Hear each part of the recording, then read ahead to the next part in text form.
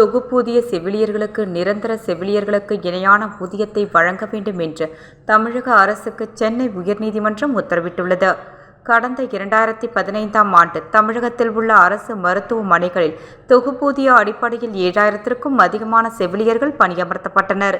இவர்கள் 2 ஆண்டுகளுக்கு பின்பு பணி நிரந்தரம் செய்யப்படுவார்கள் என்று அறிவிக்கப்பட்டிருந்த நிலையில் குறைந்த அளவிலான செவிலியர்கள் மட்டுமே பணி நிரந்தரம் செய்யப்பட்டனர்.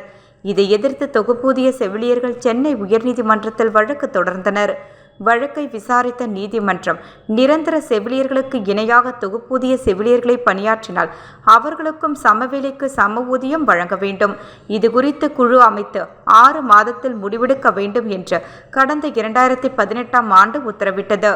இந்த உத்தரவை அரசு நிறைவேற்றதால் செவிலியர்கள் சார்பில் நீதிமன்ற அவமதிப்பு வழக்கு தொடரப்பட்டது. இதனை விசாரித்து வந்த நீதிமன்றம் இன்று தீர்ப்பை வெளியிட்டது. அரசு மருத்துவமனைகளில் நிரந்தர செவிலியர்களுக்கு வழங்கப்படும் இணையான ஊதியத்தை தொகுப்பூதிய செவிலியர்களுக்கு வழங்க சென்னை உயர்நீதிமன்றம் உத்தரவிட்டது. 2018ஆம் ஆண்டு பிறப்பிக்கப்பட்ட உத்தரவை 3 மாதங்களில் அமல்படுத்த வேண்டும் என்று தமிழக அரசுக்கு ஆணையிட்டு வழக்கை முடித்து வைத்தது.